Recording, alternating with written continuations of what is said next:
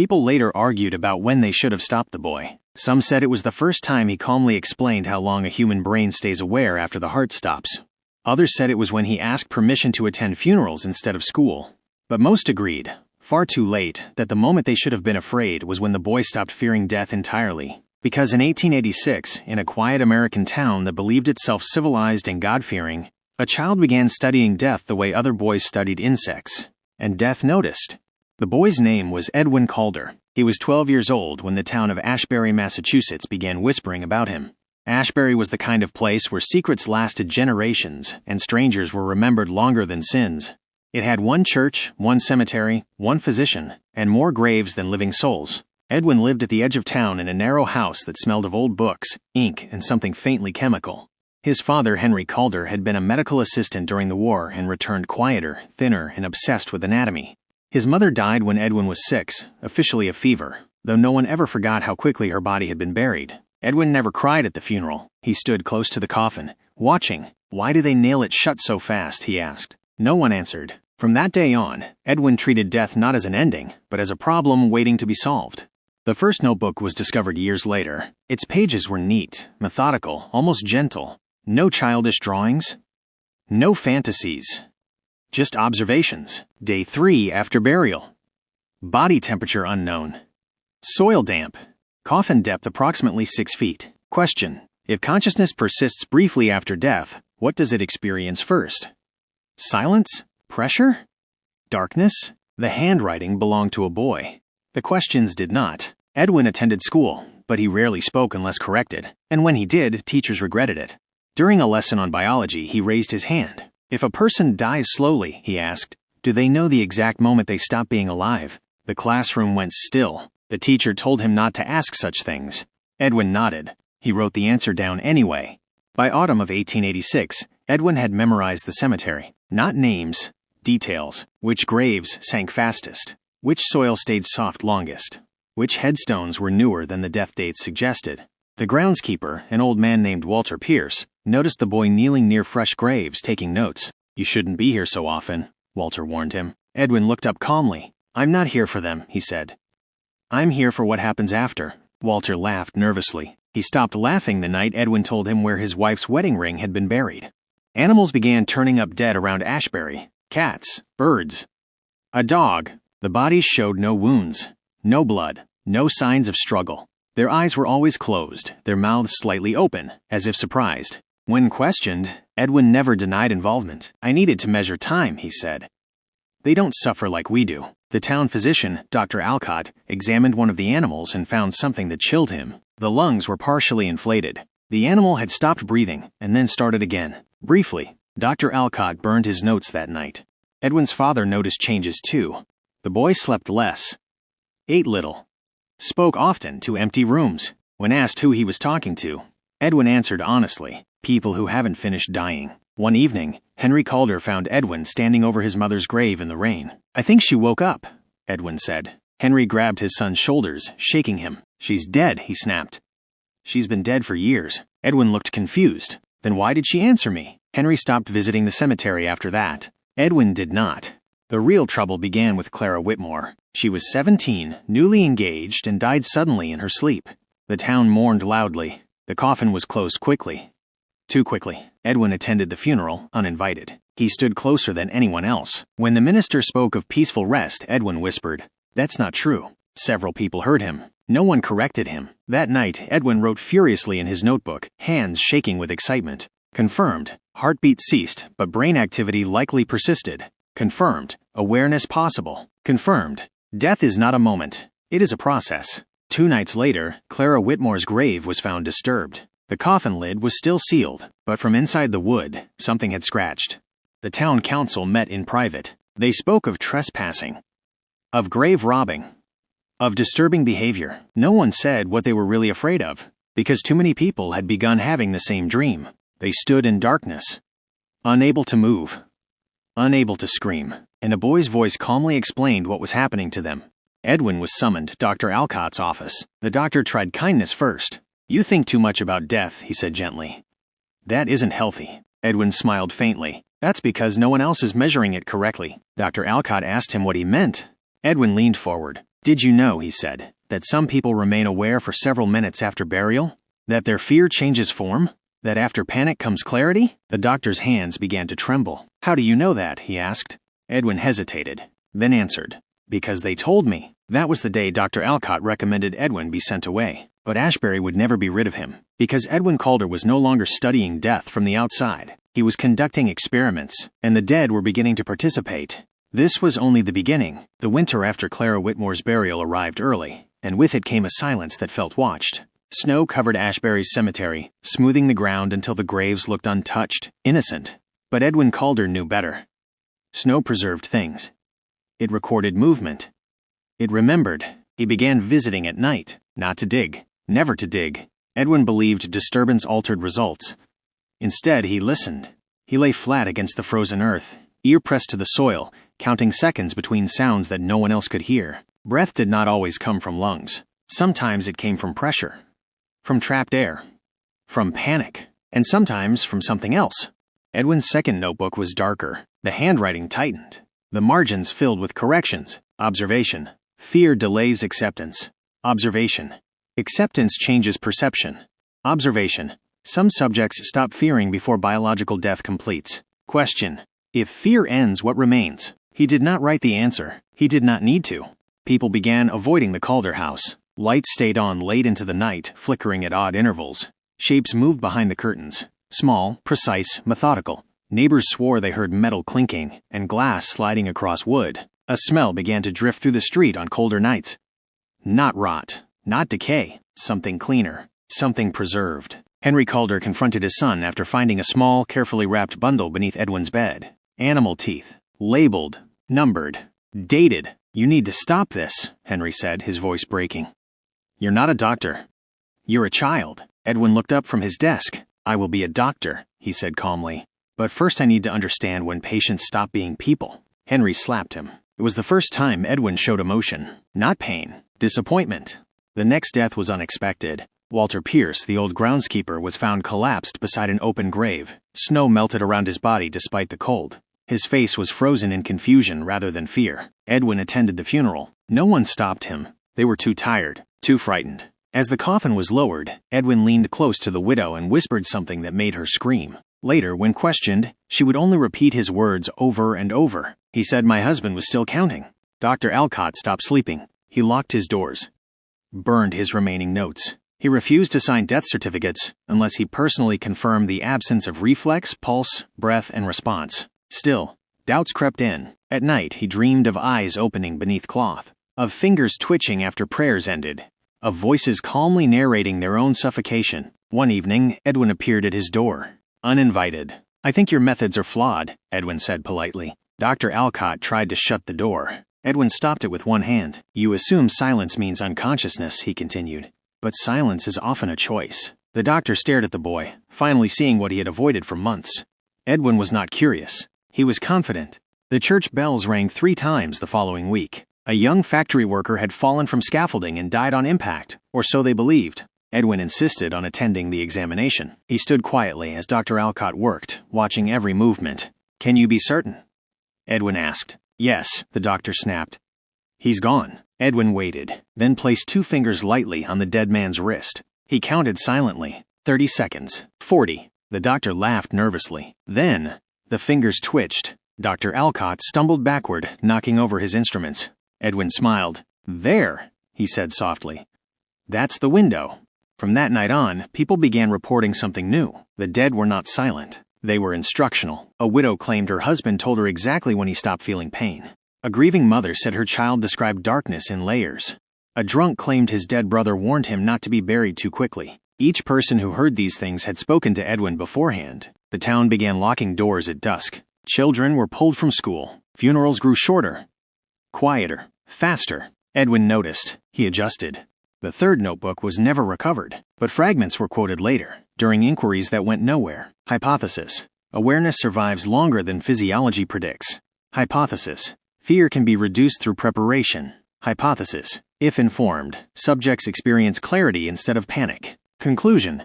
Death is not cruel. Ignorance is.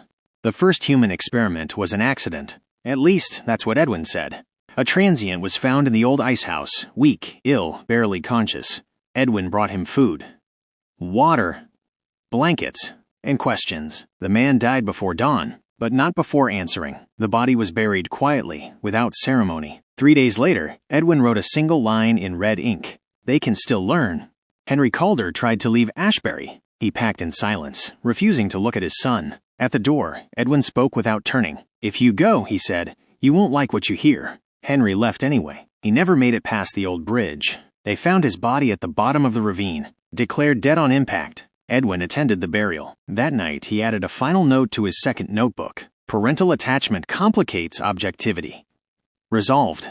By spring, the dead were no longer whispering. They were explaining, and Edwin Calder was no longer waiting for answers. He was designing outcomes, because the next phase required control, and someone willing. This was not yet the worst thing he would do. By the time spring reached Ashbury, the town no longer argued about Edwin Calder. They avoided him. People crossed the street when they saw the narrow boy walking with his notebook tucked under his arm.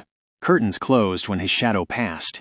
Conversations stopped mid-sentence. Even the church bells seemed reluctant to ring when he was near, because Edwin had stopped asking questions. He was verifying conclusions. The cemetery changed first. Graves no longer sank naturally.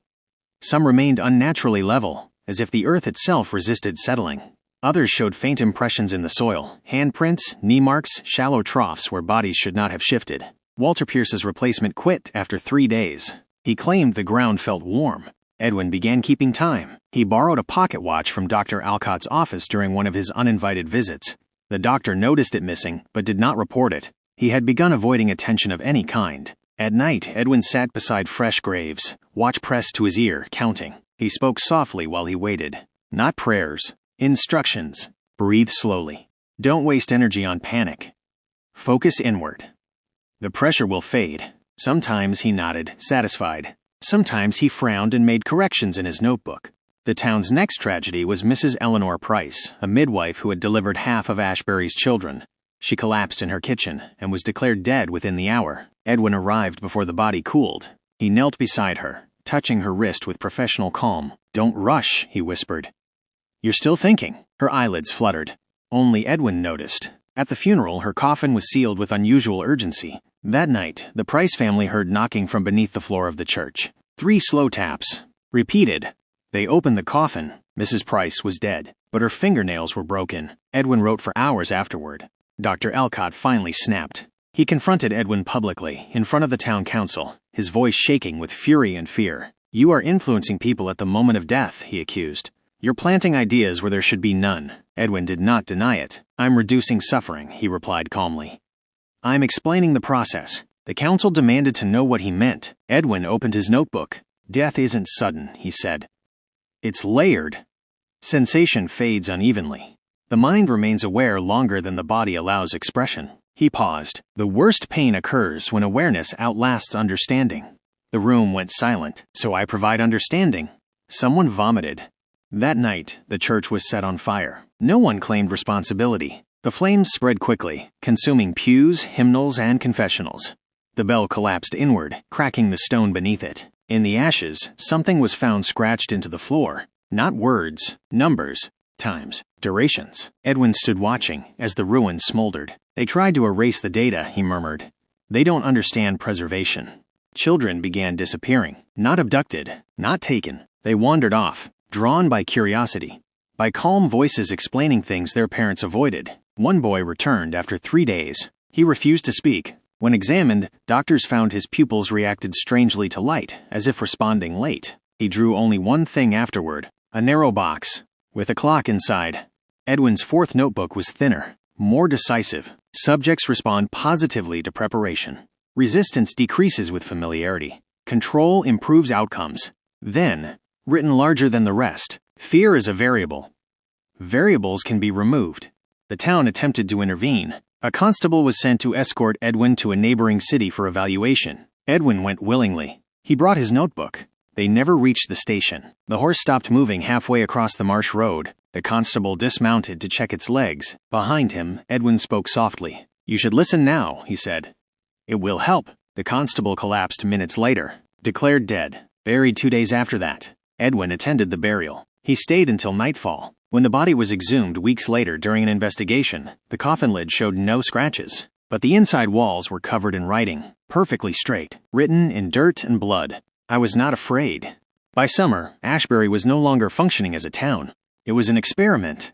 People avoided sleep, avoided illness, avoided accidents, but death was not offended.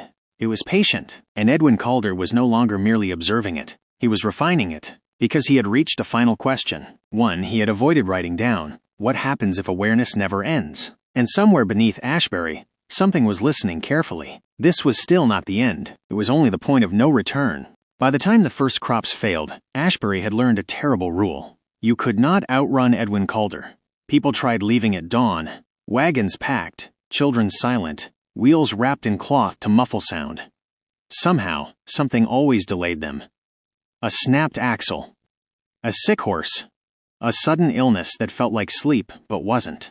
And when they returned, because they always returned, Edwin already knew. He never asked where they'd been. He only corrected his notes. The cellar beneath the Calder house was discovered by accident. A storm cracked the foundation, exposing a narrow stair that no one remembered existing.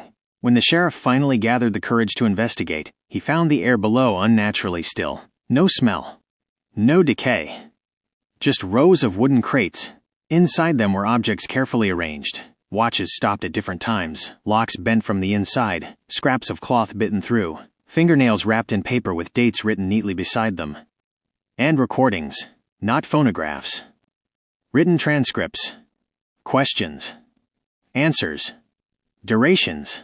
The sheriff vomited when he realized the handwriting changed midway through some of the entries, becoming shakier, slower, yet still precise.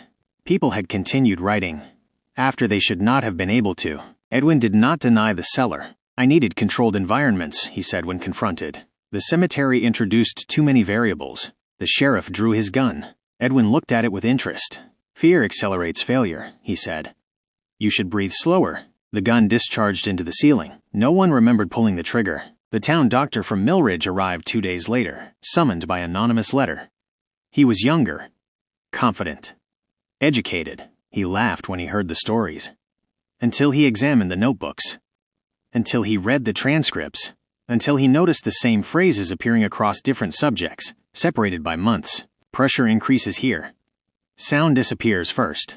Thought remains. You're conditioning them, the doctor whispered. You're shaping their experience. Edwin nodded. Experience shapes memory, he replied. Memory shapes awareness. The doctor backed away.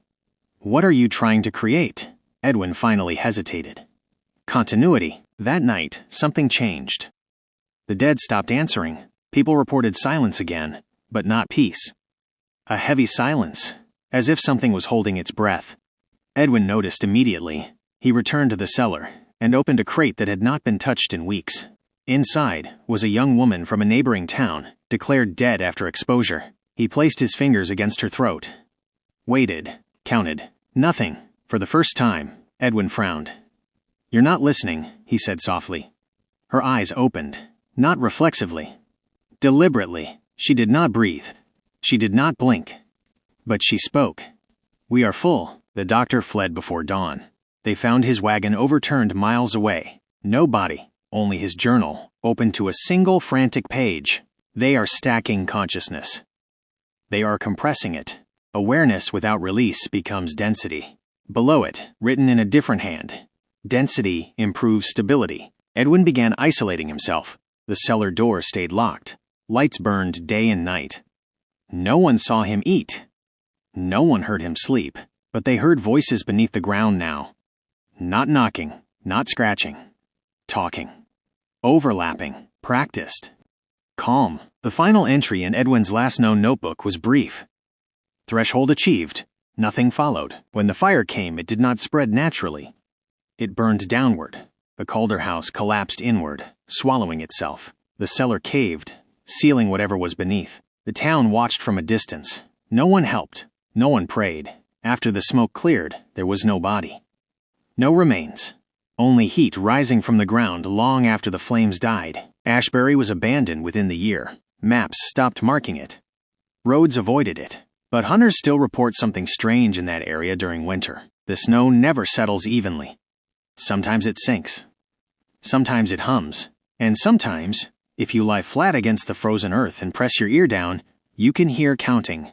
Not frantic, not afraid, perfectly calm, still learning, still aware, and still waiting. Years later, people would argue about when Ashbury truly died. Some said it was the night the Calder house burned. Others said it was when the voices beneath the ground stopped sounding human. But those who studied forgotten towns knew the truth. Ashbury didn't die. It's sealed. The land refused to forget. Grass grew thicker over the ruins, darker than anywhere else. Trees leaned inward, roots twisting unnaturally, as if drawn towards something warm beneath the soil. Animals avoided the area. Birds circled but never landed, and time behaved incorrectly. Travelers reported losing hours without moving. Compasses spun once they crossed the old boundary. Watches slowed, then stopped, then resumed, ticking backward for several seconds before correcting themselves. Every watch stopped at a different time. The first outsider to stay overnight was a surveyor in 1902. He camped near the collapsed foundation, writing detailed notes about soil temperature and magnetic irregularities. His final entry described a vibration beneath his feet, like distant breathing. He never returned. When his camp was found weeks later, the fire pit was still warm. His notebook ended mid-sentence. The last line read, "It sounds like they're rehearsing." By the 1920s, the place had a new name. Locals called it the Quiet Sink. People claimed voices no longer came from the ground, but from inside their own heads once they stood there long enough. Calm voices. Educational voices. Patient voices. Explaining things. Telling them when fear would end. Telling them how long awareness could last if properly prepared. One winter, a schoolteacher from St. Louis brought her students on an unauthorized field trip, believing the legends exaggerated. She wanted to prove fear was inherited, not learned. The children stood in silence for nearly an hour. Then, one boy raised his hand. "Is it normal," he asked politely, "to feel heavier on the inside?" The teacher felt it too. They left immediately. That night, every child in that class dreamed the same dream. A narrow room, a clock without hands, a boy's voice correcting their breathing. Edwin Calder's name surfaced again in 1938. A medical journal rejected a paper submitted anonymously describing consciousness as, quote, "a compressible, preservable state independent of biological function." The editor noted something disturbing. The paper referenced case studies from the 1870s, using exact durations matching the Ashbury incidents. No author was listed, only a phrase typed at the bottom of every page. Ignorance causes panic. Preparation creates continuity. During the war years, soldiers passing near the region reported something stranger. At night they heard counting in unison beneath the ground. Not loud, measured, disciplined, as if thousands of minds were sharing one rhythm. Morale officers dismissed it as stress, until men began waking, unable to feel fear. They followed orders too well, too calmly. In 1956, a drilling company attempted to excavate near the ruins. The drill reached 30 feet before seizing. The crew reported resistance, not mechanical, but elastic, like drilling into something that pushed back. When they pulled the bit free, it was warm. Etched into the metal were marks resembling handwriting. None of the crew stayed. The project was quietly abandoned. The land agency sealed the area permanently. No signs, no fences, just absence. But absence attracts curiosity, and curiosity was always Edwin Calder's most successful variable. The final confirmed incident occurred in 1971. A pair of college students trespassed onto the site as part of a folklore study. They recorded audio overnight. Only one tape survived. Most of it was static, until the last 3 minutes. A calm voice spoke clearly, without strain, without breath, not whispering, teaching. You will feel pressure first. Do not resist it. Resistance wastes time. Focus inward. Fear is inefficient. Then another voice joined. Then another. Hundreds. Perfectly synchronized. Ending with a sentence spoken by all of them at once. We are stable now. The students were never found. The tape was classified. What lies beneath Ashbury is not a mass grave. It is not a curse. It is not a haunting. It is a system, a compressed archive of awareness, stacked, preserved, rehearsed, guided by a boy who treated death as a solvable equation. Edwin Calder did not disappear in the fire. He went where his work required him to be, inside the result. And the result is still there, patient, listening, waiting for the next variable to approach and ask the wrong question. Because once you understand what's happening beneath that ground, you don't panic. You prepare. Nothing ever officially closed the Ashbury case. There was no final report, no signed conclusion, no declaration that the danger had passed, because every attempt to define what happened there failed at the same point. Death was no longer the ending. In the decades that followed, patterns began to emerge far from Ashbury. Hospitals reported patients who should have been unconscious calmly explaining their own vital decline. Hospice nurses heard synchronized breathing instructions whispered in rooms where no one else stood. Morticians found notes written inside sealed body bags, short, orderly sentences about time, pressure, and clarity. None of the handwriting matched, but the phrasing did. One neurologist in 1989 noticed something impossible. Patients who had briefly flatlined and been revived showed identical neural patterns in regions associated with long-term memory, despite having no shared experiences. When asked what they remembered, they all said some version of the same thing. "A boy taught me how not to be afraid." The land where Ashbury once stood remains unmarked. Satellites avoid clean imaging of the area due to persistent thermal distortion. Weather patterns bend subtly around it. Snow still refuses to settle evenly. And the ground still stays warm, not hot. Alive warm. Locals know better than to linger, but sometimes hikers stop without realizing why. Sometimes curiosity slows their steps. Sometimes silence feels instructive rather than empty. And if they stay long enough, they report the same sensation. A pressure, not painful, behind the eyes. A calming certainty. A voice that does not rush. The voice never threatens. It never commands. It explains. It tells you when panic will stop. It tells you how long awareness can last. It tells you that fear was never necessary. And if you listen carefully, you can hear others listening too. Thousands of them, breathing in rhythm, counting together, stable. Edwin Calder was never arrested, never buried, never proven to exist beyond fragments and consequences. But his work continues without him, or perhaps through him, because systems don't need creators once they reach equilibrium. They only need participants. So if you ever come across a place where the ground feels warm in winter, where time behaves incorrectly, where silence feels organized rather than empty, do not lie down. Do not listen too closely. And whatever you do, do not let the calm convince you that understanding is harmless, because some knowledge does not scare you. It prepares you, and preparation is how the system grows. This story belongs to the archives of forgotten history, the kind that never truly ends. Welcome to Forgotten Remains.